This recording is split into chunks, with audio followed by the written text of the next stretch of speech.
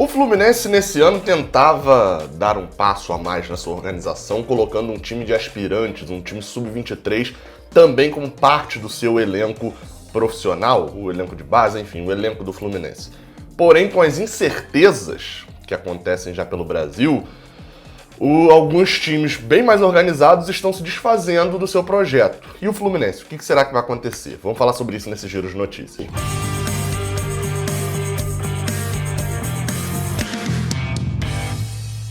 Seja bem-vindo, você guerreiro de todo o Brasil e de todo mundo. Aqui é o canal Raiz Tricolor, eu sou o Gabriel Amaral, sou jornalista e sou tricolor.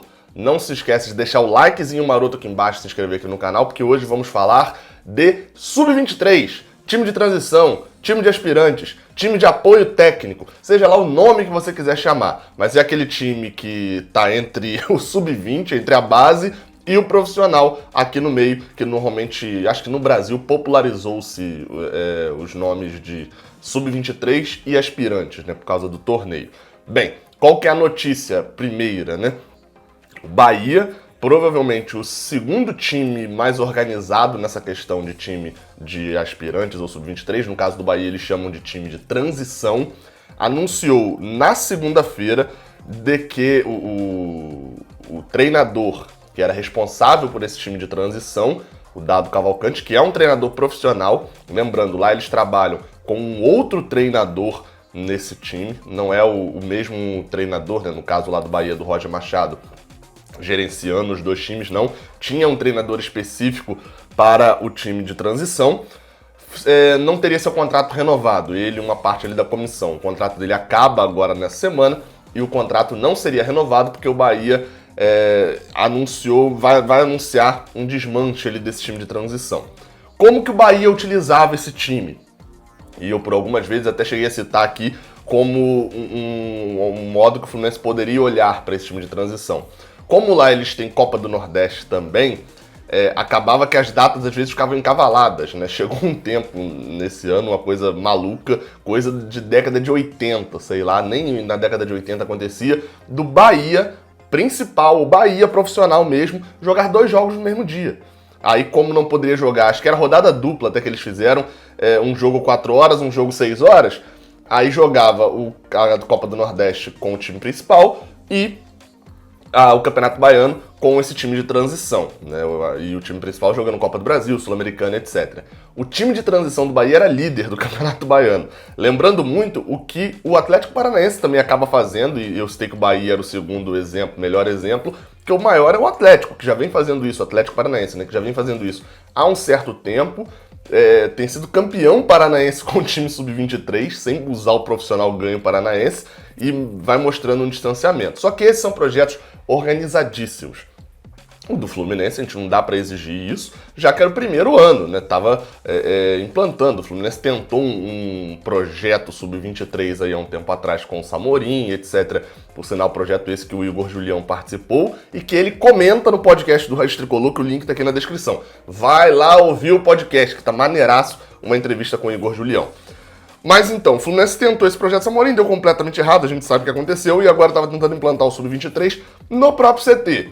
Pra quê? Pra jogar o Brasileirão de aspirantes. Não era pra utilizar nessa primeira parte do campeonato, afinal de contas o Fluminense não tinha Copa do Nordeste, né? E não tinha por que colocar ali, não aconteceu isso de jogar e precisar colocar, né? Poderia ter colocado, mas não aconteceu de precisar. Bem, qual que é a situação? Provavelmente não vai ter Brasileirão de aspirantes, né? O dinheiro tá fugindo do meio do futebol, vai ter muito jogo nesse segundo semestre, porque a ideia é terminar os estaduais, a ideia é terminar o Brasileirão com 38 rodadas, então vai ser muito, muito, muito comum que a gente tenha, por exemplo, os times jogando domingo, terça, sexta e domingo. Tá até em vias, não sei se já foi liberado propriamente, de ser liberado isso pelo sindicato dos atletas, porque os atletas também estão interessados em jogar dessa forma, porque eles precisam receber, os jogos precisam acontecer para eles receberem. Mas o fato é, o Bahia desmanchar esse time deixa muito claro de que as chances de acontecer um Brasileirão de aspirantes será praticamente nula. E no que isso influencia no Fluminense? Bem, influencia que o Fluminense, como eu falei, tem uma série de jogadores que estão nesse elenco de transição.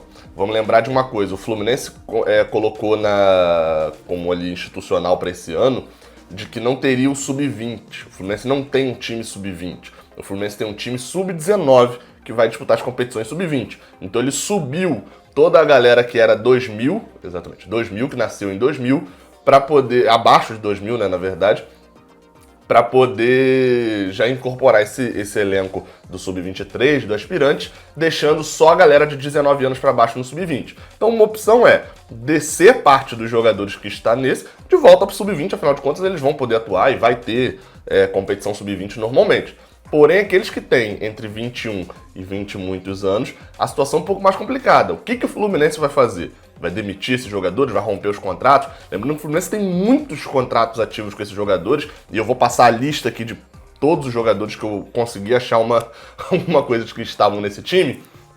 São jogadores que alguns deles têm contratos com rescisões milionárias. Aí beleza, esses você vai incorporando no profissional e tal, porque são jovens. Mas tem outros que têm contratos até um pouco mais longo. Então fica complicado para o Fluminense, porque rescindir também é pagar multa depois. Não é algo simples, né?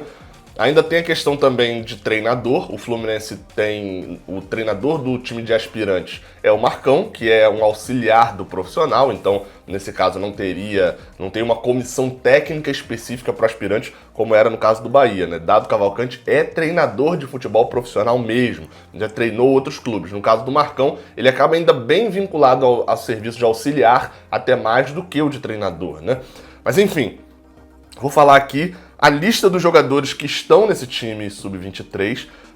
Pesquisei em algumas fontes para poder achar todos esses nomes.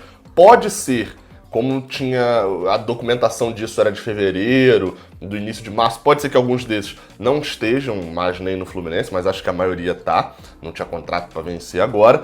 E, como eu falei, alguns desses têm idade para poder voltar para a base e alguns devem, ou com certeza serão, incorporados ao profissional. Mas, enfim, né? Vamos falar a lista aqui.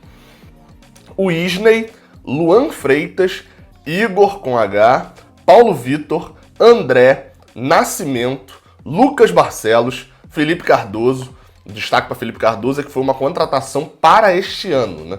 Ele foi contratado para este ano no Fluminense, emprestado pelo Santos, é verdade, e que estava incorporando esse projeto depois de ser testado várias vezes no profissional e não render. Dessa lista inicial que eu falei, vou acrescentar agora o que viria, que é o Marcelo Pitaluga, a se destacar Luan Freitas, André e Marcelo Pitaluga, que são 3 jogadores que já têm multa rescisória muito alta, então com certeza, caso eles não voltem para a base, serão incorporados no time profissional. Seguindo, Diogo, Daniel, César, Calegari, Matheus Cassini, outro contratado também para o time sub-23, Lucas Faria, Gabriel Capixaba, Matheus Pato, Samuel, Guilherme, Juan, Denilson, Christian, Lucas Ribeiro, mais conhecido como Macula também, Paulo Filho e Giovani. Ou seja, todos esses jogadores estão no time de transição, no time de aspirantes, e a gente não sabe exatamente qual será o futuro de todos esses. Alguns, como eu falei, a gente imagina ali e tal, tem uma noção, mas o que o Fluminense vai fazer? Uma solução é que, com esse colapso total do futebol, o Fluminense pode tentar empréstimos, até de jogadores que têm uma certa qualidade, emprestando só para pagar salário.